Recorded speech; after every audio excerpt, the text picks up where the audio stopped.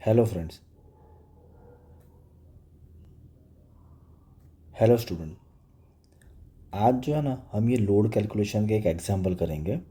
यहाँ पर मेंशन है और ये एक बार जीटीयू में पूछा भी गया है और इस टाइप के एग्जाम्पल जीटीयू में पूछे भी जाते हैं। तो इसके अंदर क्या बोला गया है कि इलेक्ट्रिसिटी बिल अमाउंट जो है वो अप्रैल मंथ का आपको फाइंड आउट करना है। यहाँ पर 4 बल्ब जो है 40 वोट के 5 आवर्स के लिए चालू है। 4 ट्यूबलाइट जो है वो 60 वोट के लिए 5 आवर्स के लिए चालू है। टीवी जो है वो 100 वोट का है 6 आवर्स के लिए चालू है। वॉशिंग मशीन जो है यहाँ पर 400 वोट का 3 आवर्स के लिए चालू है। वाटर पंप 0.5 एचपी का 15 मिनट्स के लिए चालू है, एक दिन के लिए। ओके। और कॉस्ट पर यूनिट दिया हुआ है 3.5 रुपीज़ और 3.50 रुपीज़। और यहाँ पर 1 एच पी इसको 746 वाट जो है वो कंसिडर करना है। तो चलिए देखते हैं इसको कैसे सॉल्व करते हैं। सबसे पहले आप क्या करना, मैंने यहाँ पर नीचे एक टेबल बनाया हुआ है, वैसे एक आप एक टेबल बना लेना।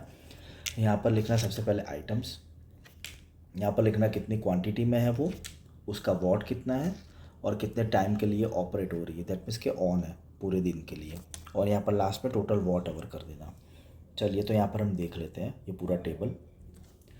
यहाँ पर ये बल्ब है जो 4 क्वांटिटी है उसकी 40 वॉट का है, 5 आवर के लिए स्टार्ट है। ट्यूबलाइट जो है वो 4 क्वांटिटी में है 60 वॉट के लिए और 5 आवर के लिए चालू रह रही है। टीवी जो है वो 1 यूनिट है 100 वॉट का है, 6 घंटे के लिए चालू रह रहा है।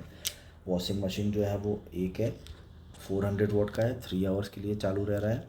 वाटर पंप है 1 जो है वो 0.5 एचपी के लिए 0.5 एचपी है, इसको मैंने कन्वर्ट कर दिया है वॉट के अंदर।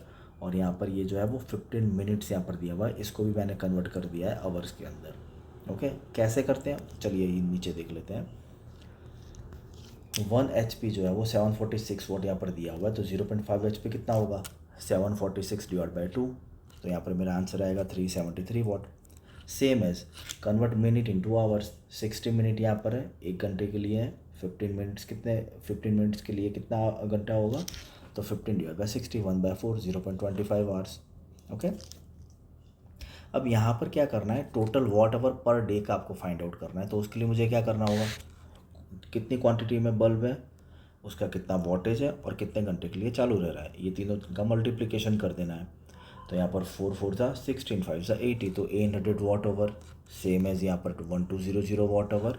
टीवी के लिए 600 वॉट आवर, वॉशिंग मशीन के लिए 1200 वॉट आवर और वाटर पंप के लिए 373 इंटू 0.25 93.25 वॉट आवर जो है, ये मेरा एक दिन का जो है वो वॉट आवर मुझे यहाँ पर मिल रहा है।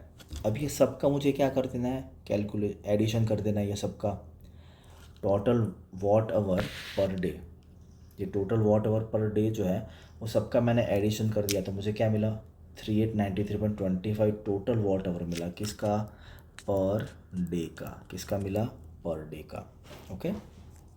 अब यहाँ पर मुझे क्या बोला गया है, एक दिन में मेरा इतना वॉट आवर हो रहा है, तो अप्रैल महीने में कितने दिन होते हैं, 30 डेज़ होते हैं।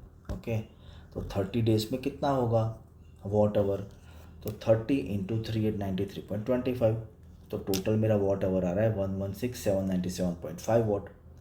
तो ये वॉट आवर को मैंने कन्वर्ट कर दिया किलो वॉट आवर में, तो मुझे यहाँ पर मिल रहा है 116.80 kilo watt hour. Okay.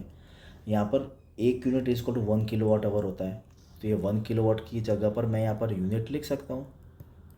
Okay, तो मैंने यहाँ पर वही किया। So total unit of April month is 116.80 units. अब 1 यूनिट का कॉस्ट कितना है 3.5 रुपीज़। ओके, तो यहाँ पर 116.35 3.5, तो मुझे क्या मिलेगा 116.80 इंटू 3.5। तो यहाँ पर मुझे अप्रैल मंथ के अंदर ये मेरा पावर कंजम्पशन कितना होगा उसका मुझे यहाँ पर चार्ज मिल गया, इतना चार्ज होगा 408.8 रुपीज़। Thank you friends.